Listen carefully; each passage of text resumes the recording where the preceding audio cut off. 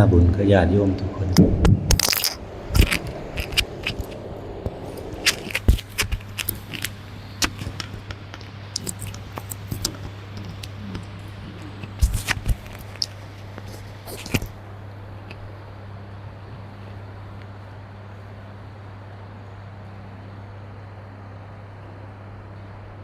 มันว่าขันติคือความอดทนต่อความลำบากความทุกข์ทางกายความทุกข์ทางใจ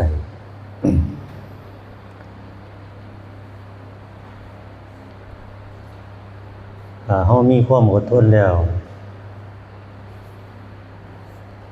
จุดหมายปลายทาง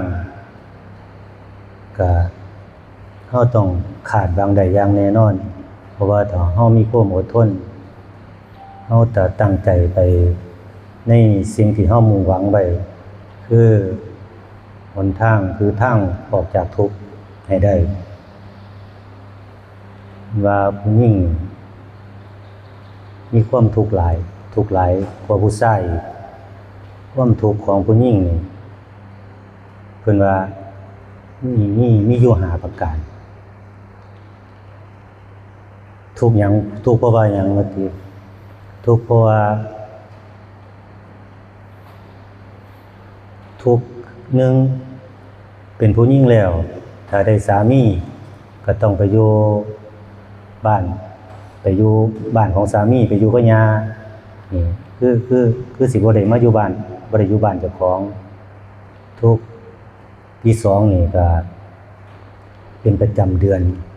ผู้หญิงสิมีประจำเดือนสิทุกข์ทุกเดือนบางเทื่อก็ปวดท้องจนบางคนก็ปวดจนว่าสิตายก็มีนี่คือทุกข์ผู้ชายนี่บ่มีเด้ผู้ชายนี่บ่มีประจำเดือนทุกข์ที่สามก็คือต้องบำเรอสามีถึงสิบ่ต้องการก็อย่าถ้าสามีต้องการก็ต้องบำเรอเขานี่คือทุกข์ที่สามทุกข์ที่สี่ก็คืออุ้มท้องก็คือต้องอุ้มท้องจนถึง9 เดือนนี่คือความทุกข์อีกอย่างหนึ่งทุกข์ที่ห้านี่ก็คือคลอดลูกต้องเลี้ยงลูกต้องลำบากเลี้ยงลูกจนใหญ่นี่คือทุกข์ของผู้หญิงเป็นหยังผู้หญิงต้องมีความอดทนหลายกว่าผู้ชายเพราะว่านี่ล่ะเพราะว่าผู้หญิงเห็นความทุกข์นี่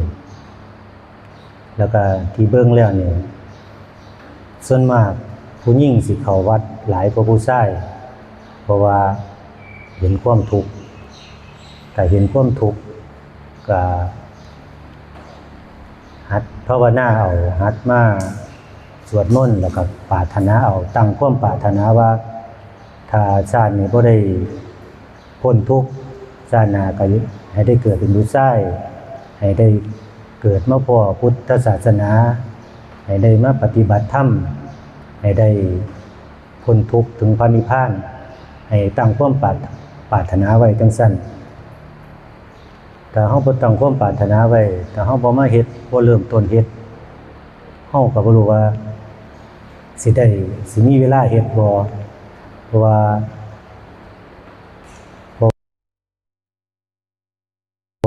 อาจสิบ่พอพุทธศาสนาอีกให้เฮาเฮ็ดแต่มื้อนี้ให้เฮาเริ่มต้นเฮ็ดแต่มื้อนี้เพราะว่าเวลาเฮามันเหลือน้อยบ่คือสมัยพระพุทธเจ้าตั้งแต่ก่อนมาหลายพระองค์ในภัทรกัปนี่พระพุทธเจ้าเฮาองค์แรกก็มนุษย์เฮานี่สิมีอายุประมาณ 40,000 ปีองค์ที่2ก็อยู่ประมาณ30,000 ปีพระองค์ที่3ก็อยู่ประมาณ 20,000 มาองค์ที่4ลดลงมาเหลือ100 ปีคือพระพุทธเจ้าเฮานี่ล่ะลดเหลือ100 ปีเพิ่นว่าเป็นหยังจังเหลือ100 ปีเพราะว่ามนุษย์เฮา มีแต่คนบาปมาเกิดมันก็เลยเหลือน้อยมีแต่คนเฮ็ดบาปมาเกิดมันก็ชีวิตก็เลยเหลือแค่100 ปีบ่ได้ยืนยาวคือเพิ่นปฏิถ้าไปถึงพระพุทธเจ้าองค์ข้างหน้าเพิ่นว่าสิมีอายุประมาณ 40,000 ปีแต่เฮาก็บ่รู้ว่าถ้าเฮาเกิดมาแล้วเฮาจะได้พ้อเพิ่นบ่เฮาก็เริ่มต้นเฮ็ดแต่มื้อนี้แหละก็คือมาก็เว้าถึงว่าความอดทนเนาะ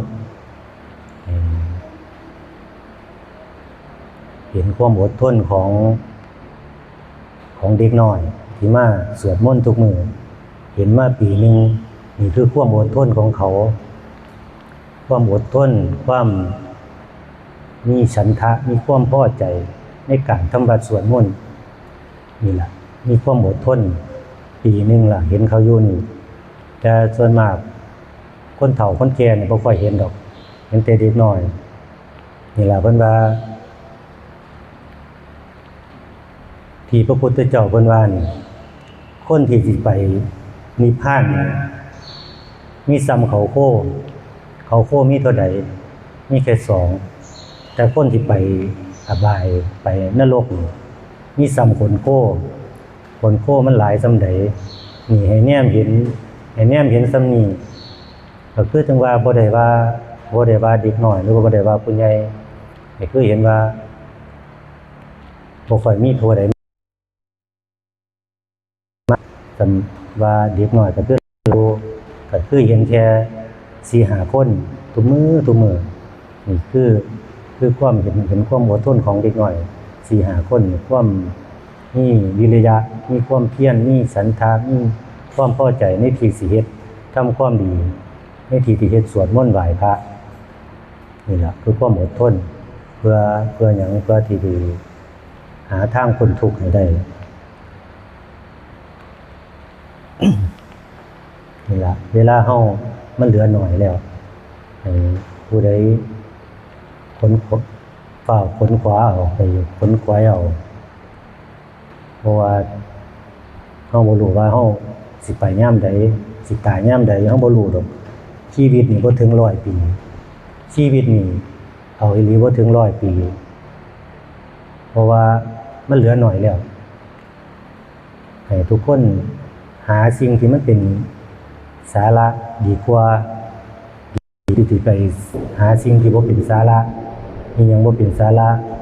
ก็คือความเพลิดความเพลินความสนุกสนานในโลกนี่ล่ะมันเพลินมันเพลินหลายสมัยแต่ก่อนผู้ว่าก็เป็นฆราวาสก็เพลินหลายคือกันล่ะบางเทื่อก็บ่มีความทุกข์ก็บ่ได้เห็นธรรมคือกันล่ะ